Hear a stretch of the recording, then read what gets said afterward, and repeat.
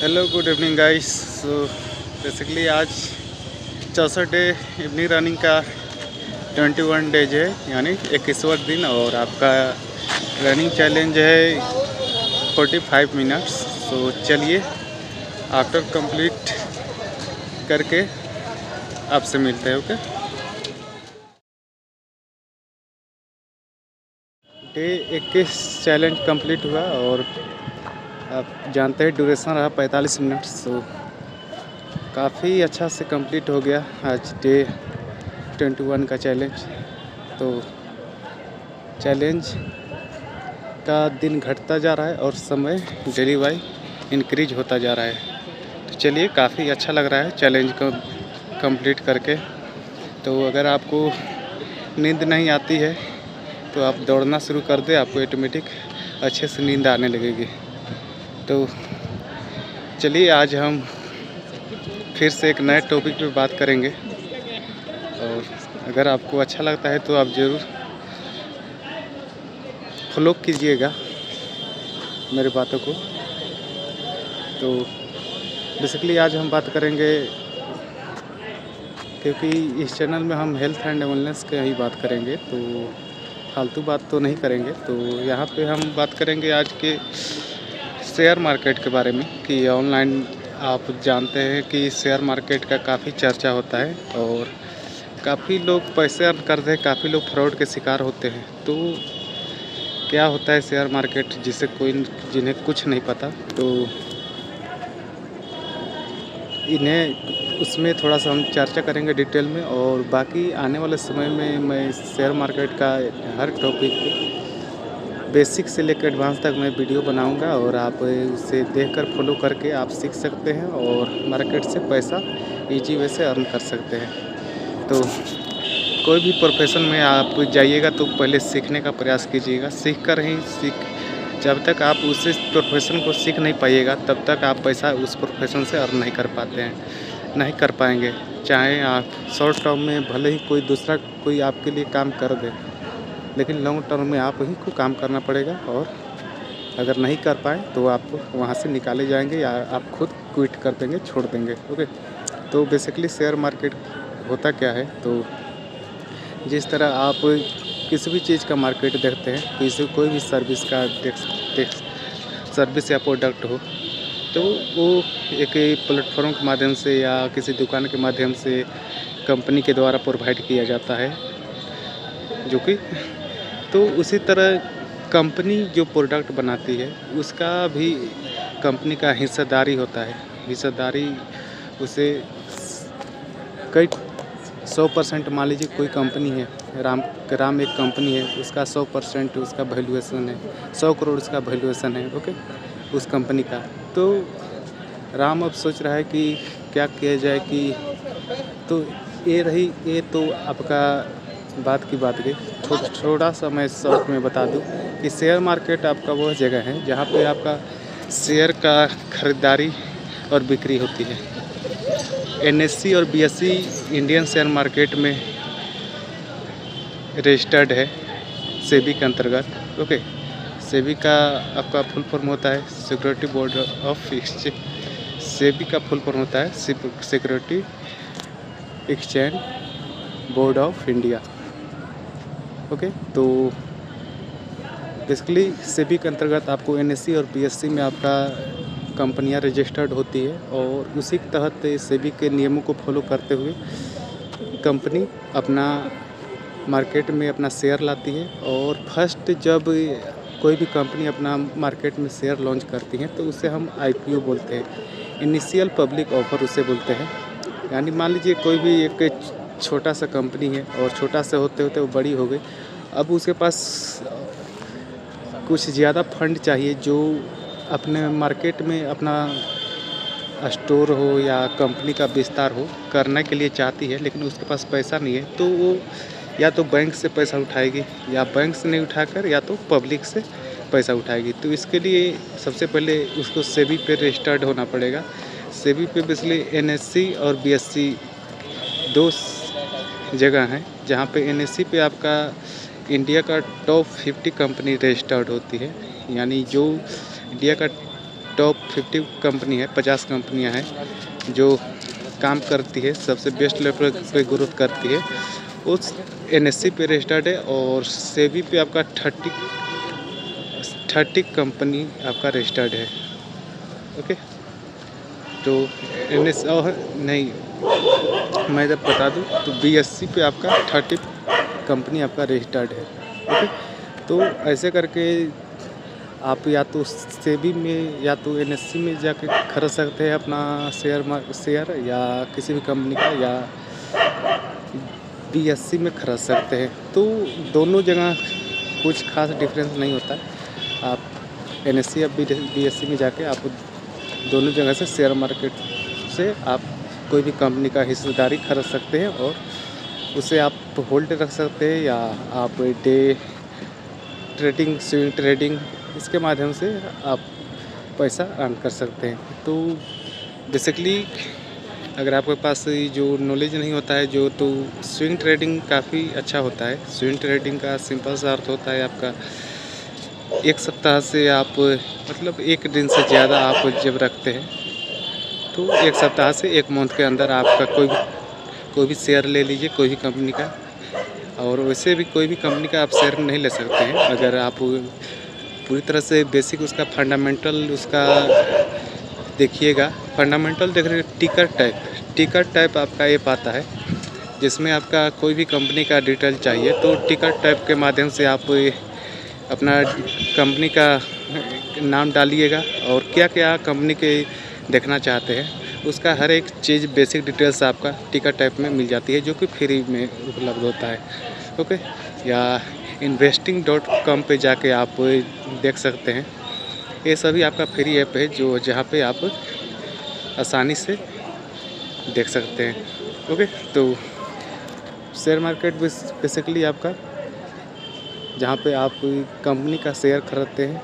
अब ये कंपनी का शेयर होता क्या है इसके बारे में थोड़ा सा जान लें। मान लीजिए राम को 100 करोड़ रुपए की ज़रूरत है अपने कंपनी को विस्तार करने के लिए।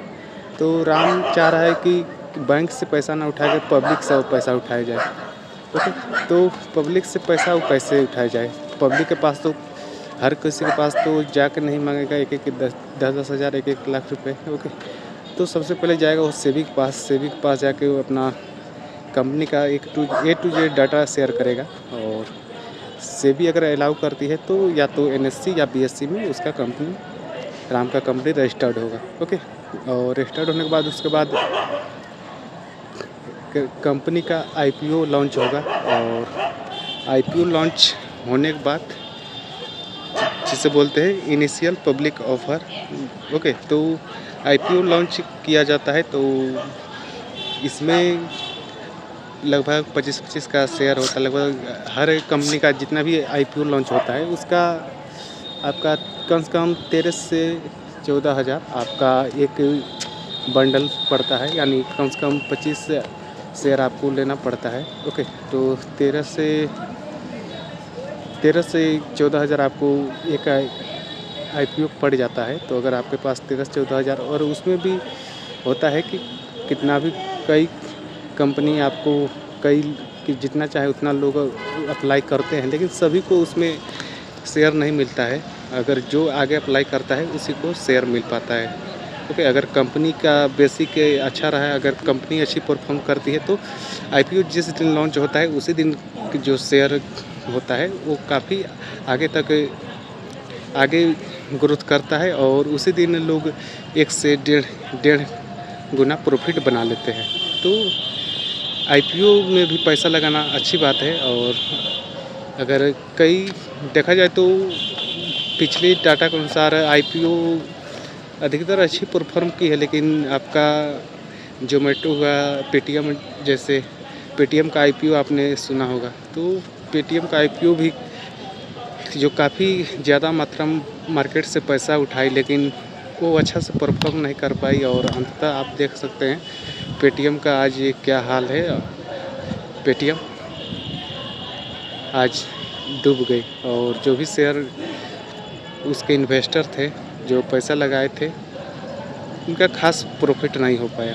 तो बेसिकली मार्केट में अगर पैसा आप लगाते हैं, यानी कितना भी लगाते हैं, तो तो आपको सभी आपको 5 लाख तक का आपका उसमें सिक्योरिटी प्रदान करती है। यानी अगर 5 लाख लगाए या 5 करोड़ लगाए कोई भी कंपनी में, तो उस कंपनी के अगर डूब जाती है तो आपको 5 लाख तक रुपए आपको सरकार देगी, सेबी के माध्यम से आपको दिया जाएगा। और इसमें आपका जो शेयर मार्केट होता है, शेयर मार्केट में जो शेयर्स होते हैं वो ना ही एनएससी के पास होती है, ना ही बीएसई के पास होती है। और उसके लिए एक फिक्स एक डिपॉजिटरी लॉक होता है जिसका NDSL या DSL में वो शेयर रखा जाता है। ओके, और उससे आप डीमेट अकाउंट के माध्यम से उसे आप शेयर खरीदते हैं। तो डीमेट अकाउंट क्या होता है, ये सभी मैं A to Z आपको डिटेल में बता दूंगा वीडियो बनाकर, और उसके माध्यम से आप अकाउंट ओपन कर लीजिएगा। और अगर आप सिंपल सा अगर कुछ नहीं जानते हैं तो आप SIP शुरू कर दीजिएगा।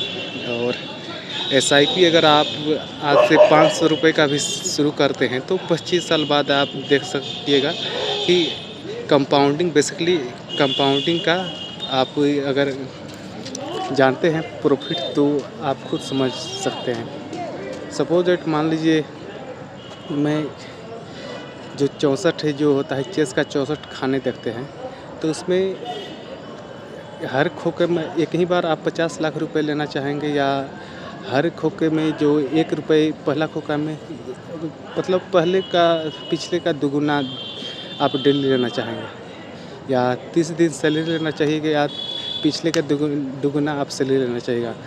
तो मैं एक दिन का सैलरी मान लीजिए 1 रुपये देता हूँ, और अगले दिन अगर लीजिएगा पिछले का दुगुना तो 1 गुना 2 रुपया दूंगा, फिर तीसरे दिन 2 का गुना कर दूंगा, दुगुना कर दूंगा उसे 4 रुपया। ऐसे करके आप लीजिएगा या 50 लाख रुपया लीजिएगा। तो आप समझ सकते हैं जो बुद्धिमान होगा वो 1 रुपये लेना स्टार्ट करेगा और कंपाउंडिंग में दुगुना का। तो जो कंपाउंडिंग समझ गया वो मार्केट से काफ़ी पैसा बना सकता है इन्वेस्ट करके, जिसे इन्वेस्ट बोला जाता है। और अगर ट्रेडिंग करना चाहते हैं, ट्रेडिंग में काफ़ी स्विंग ट्रेडिंग से लेके डे ट्रेडिंग, इंट्राडे ट्रेडिंग, काफ़ी ट्रेडिंग है जिससे आप आसानी से आप थोड़ी सा नॉलेज आप गेन करके आप आसानी से मार्केट से पैसा बना सकते हैं। लेकिन हाँ, डिसिप्लिन ज़रूरी है। अगर आप चाहते हैं मार्केट से तुरंत मैं धनी हो जाऊँ, पैसा बना लूँ, तो कभी नहीं संभव है बिना सीखे हुए। डिसिप्लिन, एक्सपीरियंस, एक्शन, इम्प्लीमेंटेशन, ये सभी ज़रूरी है आपको कोई भी फील्ड में सक्सेसफुल होने के लिए। ओके, तो मैं शेयर मार्केट के बारे में आपको आगे हर टॉपिक के बारे में आपको डिटेल में वीडियो बनाऊंगा। आपको बेसिक शेयर मार्केट का नॉलेज से लेकर एडवांस शेयर मार्केट का नॉलेज आप दूंगा, और आप वीडियो को वॉच करके आप अच्छे से सीख कर आप पैसा मार्केट से बना सकते हैं। बेसिकली शेयर मार्केट में अगर आप टेलीग्राम, व्हाट्सएप ग्रुप के पीछे पड़ते हैं तो उसमें बोलते हैं कि 100% आपको प्रॉफिट दिया जाएगा।